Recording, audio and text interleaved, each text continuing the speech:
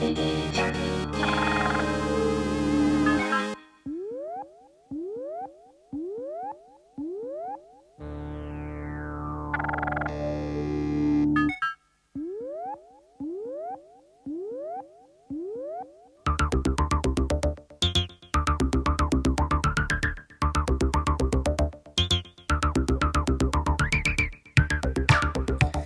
there, Cassandra here, the Vintage Arcade Gal. And first, before we start, I want to thank everyone for watching and kind of giving me shout outs about the Liberator documentary I posted a couple weeks ago. It was a lot of fun to do, it's a lot of work, but I had a lot of help, so thanks to everyone who helped with it as well. I have some small updates about the Liberator game and the other documentary I just kind of put on there, this much smaller one about Thomas Automatics. Just some interesting tidbits I'll put at the end of the video. But first up, we have a new game in the arcade, even though I said I wasn't going to buy any other ones until all the projects are done. I totally lied, so we have one more in the arcade, and I want to show it to you because it's really, really rare, and it's not a game people really think about too much because, you know, I like the oddball games. So let's take a look at it. Alright, so here is our new game. As you can see, it is an escape from the planet of the robot monsters. Maybe the longest video game title ever, I'm not really sure. Came out in 1989 by Atari Games, and of course Atari Games is what Atari became after Atari was separated into two separate companies in about 1984 by Warner Brothers. So, this is a very rare game, and I'll tell you why. This is the dedicated version of this game. This game came available, like a lot of games, during this period, mostly as a conversion kit for other games. And depending upon what you read, they made anywhere from about 1,000 to 2,000 conversion kits. So they're not common, but not rare. But this dedicated version, they only made 371 of these, which is not very many, obviously. And who knows how many or how few still exist. And this one is even more unique because, one, it's a very low serial number. It's serial number 17. And this one, it appears, from what we can tell, to be an early test field prototype of this game. And I'm going to show you why. One of the most obvious unique things about this cabinet is going to be this oversized marquee. Now, they only made this for the dedicated version, but Atari also made it for two other dedicated games. The dedicated two-player version of Cyberball also had one of these oversized marquees. And there's a game called Skull and Crossbones, which is extremely rare.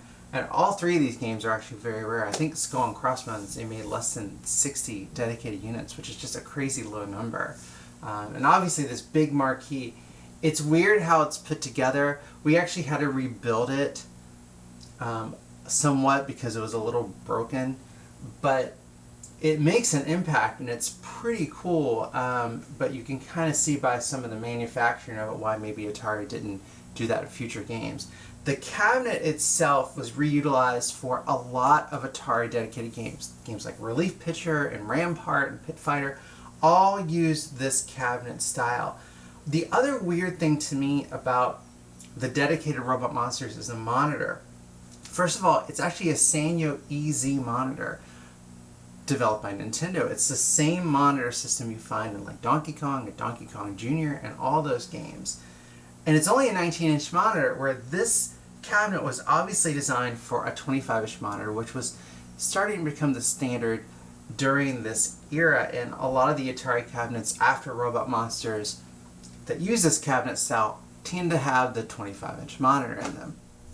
The prototype marquee that we see here is unique because compared to other ones, the second player is named Link instead of Duke, which is pretty interesting. It seems like they changed the name at some point and decided they'd rather call him Duke instead of Link for some reason, but you'll only see this on the prototype marquees. The control panel has a couple of unique, kind of cool things, and also some weirdness. First of all, as you can see, the control panel is kind of the sickening baby poop green, the artwork, and originally it was actually bright blue. It's oxidized to this color, which is common for Atari game control panels of this era, and I don't know why. Sometimes you'll see games that have had a lot of cigarette smoke in their lives and they'll oxidize color-wise, but I don't think that's the case with these because I don't see any cigarette burns. I think it's just kind of what happens. But there is a repo on the way from this old game,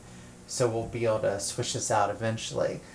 You also have your Hall effect joysticks. Now these joysticks are pretty rare today and valued by collectors.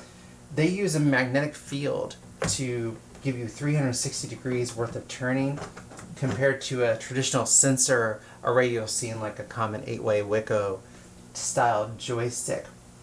One of the great things about this cabinet design is the control panel actually pulls out, because this is just a big long drawer that goes all the way to the back of the game.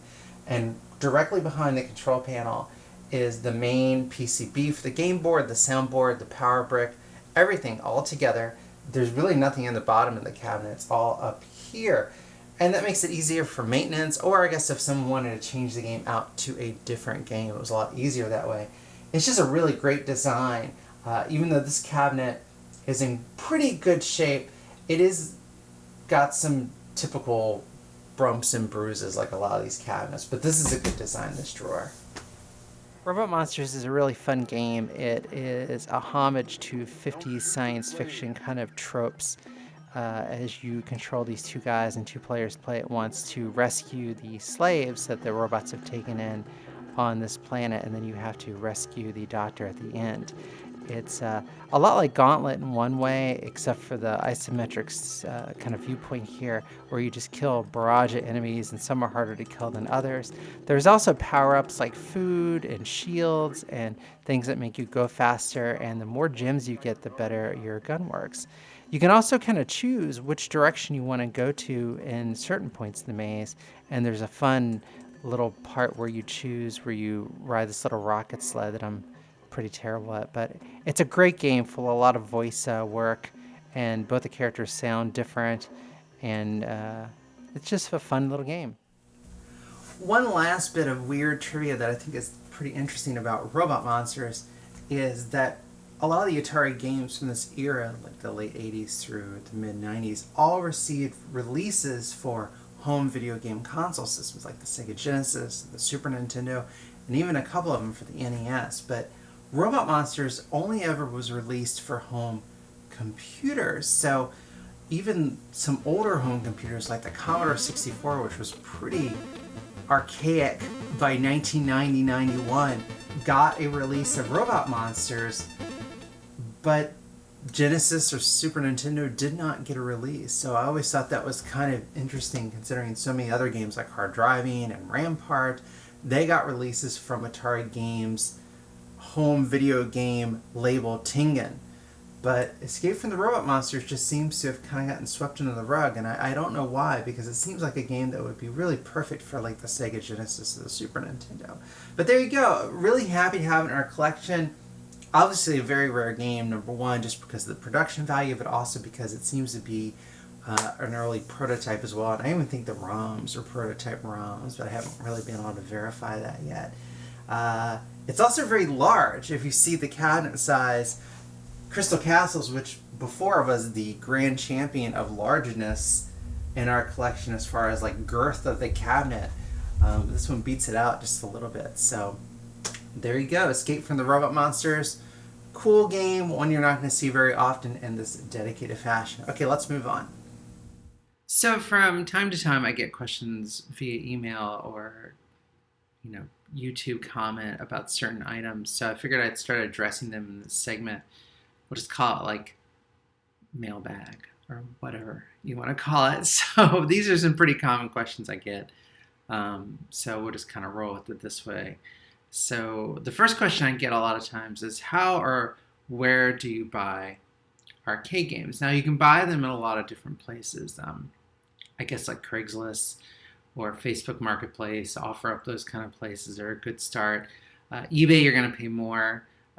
Private collectors, other collectors, and homeowners, probably a much better bet because you're likely to have a better history of the game. Now, back in the day, there used to be a lot of vending auctions you could go to, like in person, and buy these games at large events. Some areas still have these events, but they are sporadic at best, especially now with the COVID situation. So, places like eBay, you're going to pay more, and we'll get into that in a second too. The next question is, how do you learn how to fix arcade games? This is a great question. Through experience, like anything, any hobby, you gain little bits of pieces of wisdom or skill sets along the way. There are a lot of resources out there for fixing arcade games. Not all of them are fantastic. So I would take everything with a grain of salt. Even the stuff that I say, take with a grain of salt, and then accumulate your own knowledge. Now, I'm not going to recommend any particular forum that's out there, but there are a lot of them that are easily Googled. But I will say there was a man named Randy Forum, who I think is still around, and you can order repair DVDs and manuals from him and his website. And they're a little pricey, but these are professional educational materials, but they're outstanding, and that's a great place to start. As far as woodworking and cabinet repair, I would look up a lot of YouTube videos as far as cabinet woodworking. That will get you started with some basic repair techniques. Outside of arcade games, people who actually make furniture, and you'll learn some good things there. Question: how much is game XYZ worth? Well, one of my old jobs was I used to buy and sell vintage guitars. And the rule of thumb with the value of any collectibles, things are only going to be worth what people are actually going to pay for them. And you have to kind of keep this in mind. So somebody may ask $1,000 million for something, but if someone's only going to pay $50, it's worth $50. I have a price guide on my website. I update pretty regularly, and there's a couple other ones on the web as far as value of arcade games. But it's how much are you willing to pay? And there's also people kind of bitch and moan about the prices of games going up, which they have recently in the last 5 or 6 years, I think, because of the barcade and retro arcade scene growing. But if you think about it, you can get a Miss Pac-Man, a nice working solid Miss Pac-Man, for probably like $700-800. Those things were $2,500 new and 1982 money. It's a bargain now. It really is. So they're in certain games that are always going to be very expensive. Trons have always been expensive. Discotrons and a lot of these more rare, very desirable games now are just they're kind of up there price-wise, and they're not going to go anywhere. But don't think of these as an investment. Do it because you like it as a collectible. If you're in a collectability hobby for trying to get rich, don't do it. You're going to have a miserable time. Please make more documentaries. I get this a lot. The documentaries, I love making the documentaries. The Liberator one was fantastic, but you have to understand that I'm in school, number one. That took 4 months to make that documentary, and I had to pay money for the rights of all that Liberator documentation from the Strong Museum. And they were very helpful, of course, and they own the rights of that stuff, so they can charge whatever they want to. But putting together those kind of big documentaries like the Centauri one I did a year ago takes a lot of time. And since, I've got other things going on, I can't always do them. But I do have 2 that I'm kind of working on. I just don't really know when they're going to happen. I'd love to do one on the Rockola arcade games, and I'd like to do one on Omni, the bootleg company out of New Jersey.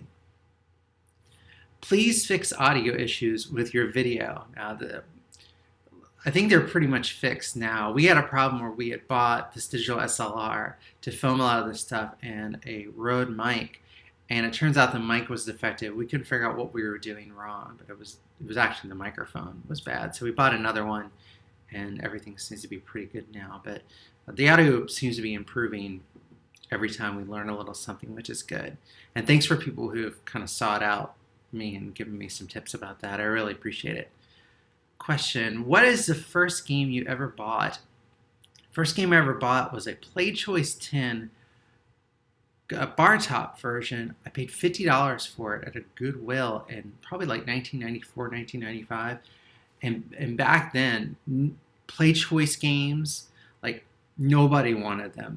You could go to auctions and find Unisystem and Play Choice games for like $50. Not just the cartridges, I'm talking about the whole thing, the monitor, the whole shebang. And the kind of value of those things has risen, just like a lot of games in recent years. I guess enough time has gone by now. They have nostalgia effect, but I don't have that countertop play choice anymore. I wish I really did. That's one I miss a lot. Question: what games are you still looking for? That's a great question. I have a lot of the games I'd always kind of desired. I think on the big bucket list, I would love to have 720 by Atari. My wife would love a Stun Runner, but that's such a big beast to put in the house. There's a couple other weird games. I would love to have a Pioneer Balloon by Rockwell. It's such a dippy game, but it's fun. So who knows? Space is kind of limiting right now. And the games I tend to veer towards now are getting kind of expensive, so it's hard to justify spending 3, 4, 5K on some of these games. Do you ever sell your games? Yes, actually, every once in a while I'll put one up for sale. I haven't sold one in a while. I think the last one I sold was a Mortal Kombat I restored, just because Mortal Kombat wasn't really my cup of tea. There's a couple that probably will be for sale in a couple months. Just because I'm kind of out of space, but I haven't made those choices yet. So don't email me and ask me if X game is for sale. I tend to only sell them locally too. Okay, that's the mailbag for this episode, and let's take a look. There's a couple things I wanted to talk about with the Liberator documentary and the Thomas Automatics documentary that was kind of brought to my attention after those documentaries are finished and put on YouTube. So I just wanted to kind of put a little postscript on both the Liberator documentary and the Thomas Automatics documentary. First up with the Liberator documentary, one of the things I really attempted to do was to reach out to the original designers and programmers of the game for their insight on the history, and unfortunately it just didn't happen. But after I put the documentary on YouTube, Owen Rubin reached out to me, and if you don't know who that is, Owen Rubin was an Atari employee for a majority of the golden era of that company, and he worked on a lot of great arcade games, including Battlezone and Space Duel, and probably famously Major Havoc. And I had some questions for him about why a game like Liberator, Atari was just so obsessed with test marketing these games and field tests, and if they didn't do well, they didn't put the game in production. But Liberator didn't do that well in test field work, but they still made it. And he told me there may have just been a lull in arcade game production at a particular moment, and Liberator was ready to go. So they went ahead and just made the 762 games they made just to kind of see what happened. And but that was kind of interesting. I also kind of picked his brain about the general attitude that Atari team members had about the excessive amount of licensed games from other companies that Atari was bringing out. And he did admit that they weren't real big fans of that. But some of his attitude was, well, as much as I didn't like it as a designer, I would rather Atari brought those games out under the Atari logo and made money than if the competition had brought out like Pole Position instead of them or something. So that was a pretty interesting insight, I thought. So I'm hoping to use Owen Rubin's kind of vast amount of information maybe for a future documentary now that I have his contact information. On the Thomas Automatics one, it's just kind of a fun thing. I was reached out to by a collector named Tim Keeling in the UK, who has this beautiful Thomas Automatics cocktail. It's just gorgeous, and I've never seen one like this. And it too is running, much like my Thomas Automatics, a bootleg of Phoenix, but his bootleg looks slightly more legit. Is there such a thing as a more legit bootleg? I don't know if that even is a thing, but anyway, thanks for sharing that with me, Tim. That's pretty cool. And that's it for this webisode of the show. And the next time we're going to try to finish up that Red Donkey Kong restoration, and we're going to build a paint booth. It's going to happen as long as the stuff gets here in time. And after that, who knows, it might be kind of sporadic for the videos because, again, school starts again. So there you go. So thanks for watching. I appreciate you, and I'll see you around. Bye.